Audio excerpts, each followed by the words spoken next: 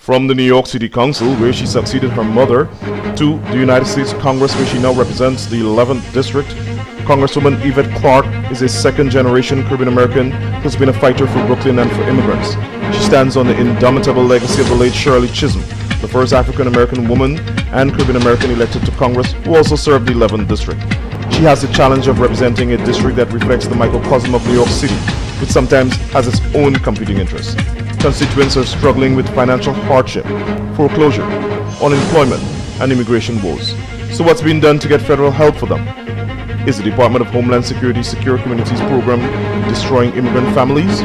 And congressional Republicans have stripped the rights of undocumented women from the Violence Against Women Reauthorization Act. So, how will this draconian measure impact women and families in her district? I'll ask Yvette Diane Clarke, United States Representative for the 11th, soon-to-be 9th Congressional District of Brooklyn, New York. Welcome back to the Caribbean American Forum. I'm your host, Rickford Burke. Joining me now is Congresswoman Yvette Diane Clarke of the 11th Congressional District, soon-to-be 9th Congressional District in Brooklyn, New York. Congresswoman Clarke, thank you very much for coming on the forum. Thank you for having me, Rickford. Let's start off by talking about the legacy that you're carrying on. You're occupying the seat once held by the first African-American woman elected to Congress, the first Caribbean American woman elected to Congress. How do you feel, and is there some sort of enormity with this responsibility to carry on this legacy? Certainly there is. The Honorable Shirley Chisholm was the very first black woman to be elected to Congress. So to be serving a constituency that she at one point served and to follow in her footsteps, clearly those are big shoes to fill. But it gives me a sense of pride to follow in her tradition, to be elected by the people of the 11th Congressional District to serve the constituency. And she's left quite a robust legacy for me to follow. She was a fearless fighter for families, for women, for civil rights and civil liberties. And I pattern myself after her in that regard. Okay. In terms of being a Caribbean American, are you the only Caribbean American in Congress? I know Sheila Jackson Lee might have some sort of... That's correct. Sheila Jackson Lee also has Caribbean roots, Panamanian, Caribbean, okay. Jamaican roots. I believe it was on her father's side where her family went from Jamaica to Panama. So she also has Caribbean roots. She was born and raised in Queens, New York. Okay. That's something that most people don't know. There's also Frederica Wilson of Florida. A lot of people don't know that she's actually Bahamian. Wow. That's right. That's right. That's and Donna Christensen. Of course, from the USVI. Maybe you guys should start a Caribbean caucus. Well, we certainly could. English speaking, that is, because we do have 2 Puerto Ricans serving in the Congress as well. Okay, great. Before we get into some burning policy issues, your district was recently withdrawn. Yes. Are you satisfied with the new district, or are you concerned that it's being diluted from its intent as a voting rights district, which basically should represent or offer minorities the right to equal representation in the Congress? Well, you know, we were very fortunate. We were very vigilant with regards to the process of reapportionment and redistricting. I followed the process very closely, both at the state legislative level and then in the federal courts. When the state was given the mandate to do the drawing of the districts, I attended as many of the LAT 4 hearings as I possibly could. I went to Albany to testify and then testified again in Brooklyn. When it became evident to me that the state legislature was not going to come to an agreement, I knew it would be settled in the court. I then also went to the federal magistrate to make a presentation on behalf of the people that currently reside within the 11th Congressional District, which make it a district filled with communities of interest, and really appeal to the magistrate on their behalf. We were very fortunate, quite frankly, Rickford, in that the magistrate saw the wisdom in our arguments and we were pretty much held harmless. Okay. As voting rights districts. We were the only districts in the entire state, the 11th Congressional District, now soon to be the 9th, that was actually significantly changed by the magistrate, and we believe and attribute that to the work that we did in testifying before the court. Now, the reason that this district had to undergo some changes because of the census. That's correct. I know that you and some other elected officials in Brooklyn had spoken about the importance of people sending back their questionnaires.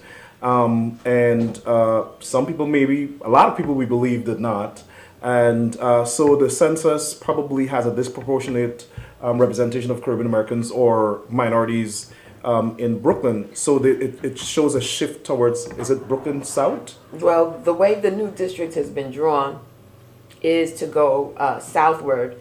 It used to be in a sort of more of an east-west configuration. It's now more of in a north-south, north to south configuration, and that just provides a new, I guess, menu of communities of interest.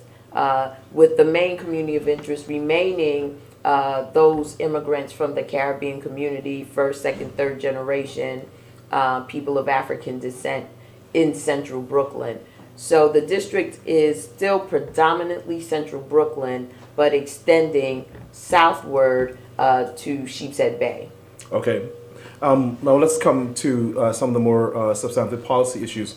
Your district, like many other districts in Brooklyn, there's people facing economic hardships at all levels: foreclosure, unemployment, and of course immigration woes. Let's start with the foreclosure.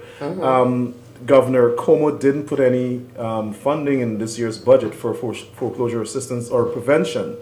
I had a conversation with someone, Nick Perry, who's the deputy majority leader in the state assembly, and he indicated that they're looking forward to the funding that will come to the state as a result of the settlement by the Attorney General and the banks who caused the economic crisis in 2008. Are you satisfied with that, or are there any plans to try to get some federal help for these people? Yeah, well, it's part of actually a federal agreement that fund is being set aside to begin with. What I'm not satisfied with is the pace at which the structure, the infrastructure is being put in place to move that funding into the stream, so that those who are facing foreclosure will have access to it in order to help them to mitigate their damages. But beyond that, I think we have to credit the Obama administration with putting in place as many tools as possible under the circumstances to try to do more remodification of the lending agreements that are within the foreclosure market right now. Is it enough? Is it happening fast enough for me? No. But we're making some inroads, and I'm hoping that when the Democrats retake the House of Representatives, we'll be able to do even more and expedite this process, because with each passing day, more and more families are still facing this hardship, and the banks aren't as cooperative as we would like. Wow.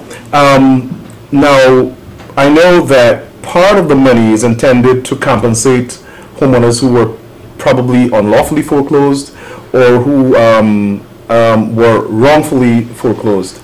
Do you think it will be enough for the funding to be divvied up basically on all sides? That's only one part of the settlement. The settlement does not preclude going after those banking officials who may have engaged in unlawful behavior. So there's still room left for civil litigation under this agreement.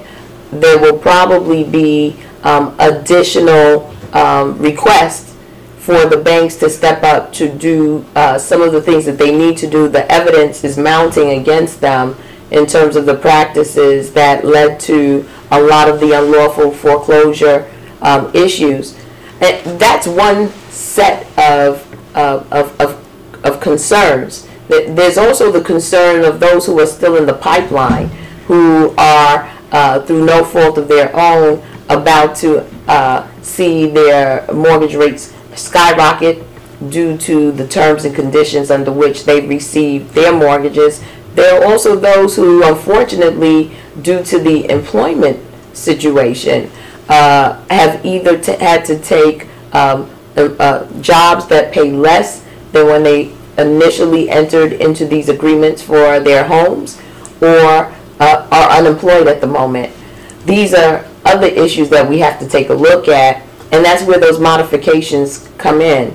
There were a number of us in the Congress who have actually pushed up on the FHA to do more in terms of principal reduction, because many of our folks are simply paying on the interest, not on the principal.